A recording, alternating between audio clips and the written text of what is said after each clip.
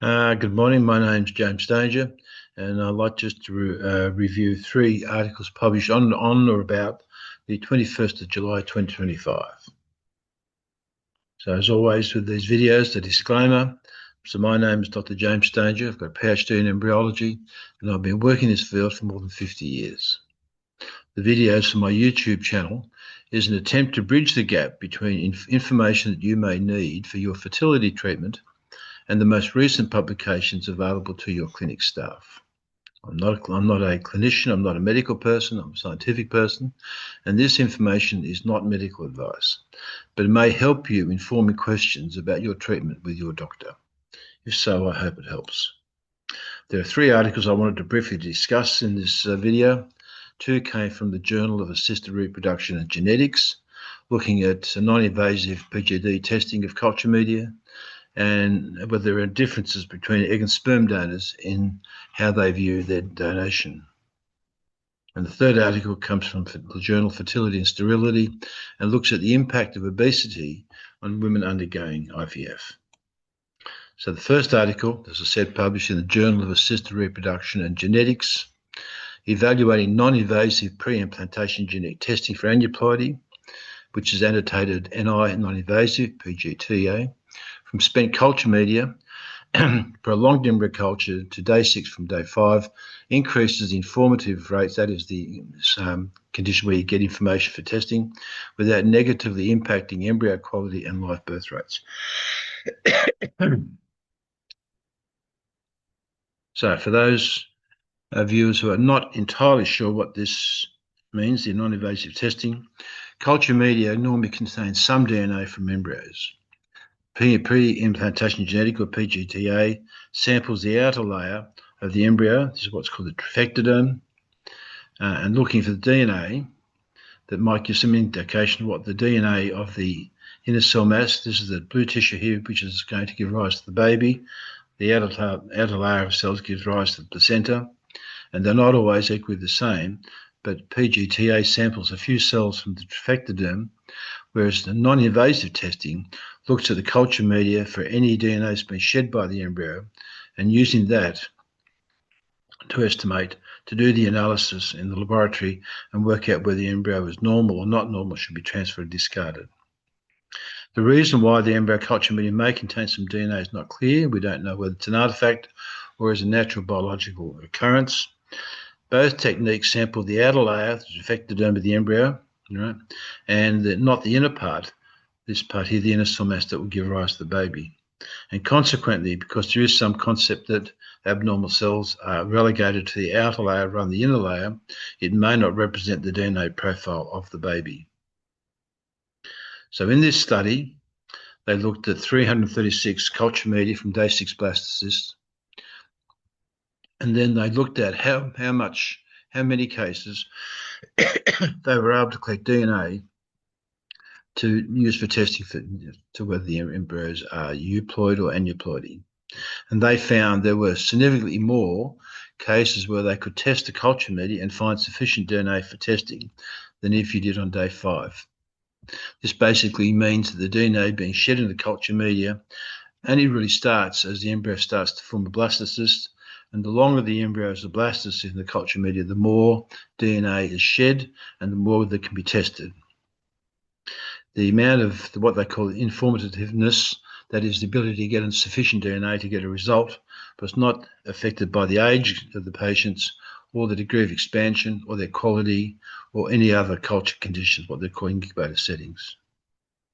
Prolonged culture from day 5 to day 6 did not seem to compromise the embryo viability and quality, and as always, better quality embryos had a higher probability of being euploidy. That is, that there is a correct number of chromosomes and the baby will be healthy.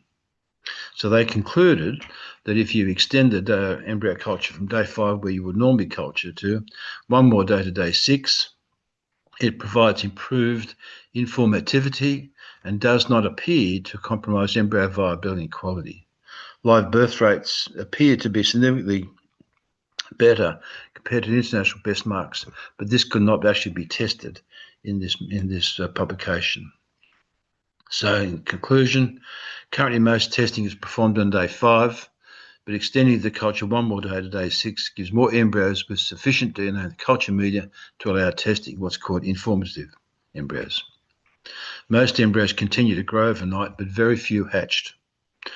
Most hatching embryos on day 5 were still hatching on day 6, and I think this wasn't clearly discussed in the paper, and there needs to be further understanding of what happens to the embryo, its normal development in the culture system, and how different that is to the uterine environment.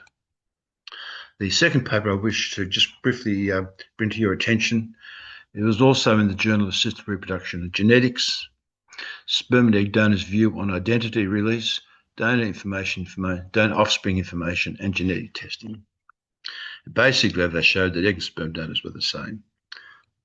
So this study was intended to find out whether sperm and egg donors hold different or similar views about whether they should have identifiability, information about the donor offspring, and testing and extended carrier status. Done by a questionnaire. Not a lot, only 70 for sperm and 30 or 40 for egg donors, which isn't very many, but they all came from the same gamete bank in the US. And interestingly enough, there was no difference between them. So they, in the results they reported, and this paper was an open access one from Belgium, and so you can go back and read it yourself. They concluded there were no differences in the donors' reasoning for donating. Both groups were mainly motivated by the wish to help childless couples, to earn money, or a combination of the two. Egg donors were equally likely to adopt for the release of their information as sperm donors, which is pretty good. And the only significant difference was that egg donors were more likely than sperm donors to want to know whether the donation resulted in a pregnancy and birth, but really the difference was pretty small. There were no differences they found between egg and sperm donors in the information they wanted to receive about the children. They were also equally likely to be open about their donation status with other people, particularly their own children. That is, around about half of all donors, both egg and sperm, were happy to tell their children they had been donors, but more importantly, about half of them were not. And this may create issues later on with the donor's children and the donated children having interaction. Both groups were in favour of genetic testing of the embryos and themselves, and were positive about extended carrier screening, that is for conditions unrelated to whether the embryo is normal or not. So in conclusion, there were few, if any, differences in the views and attitudes of egg and sperm donors regarding their identity release, information about donor offspring, and extended genetic testing. And the authors recommended that the sperm donors and egg donors should really be treated in much the same light. And I thought this was a really interesting paper. And the third one, which was a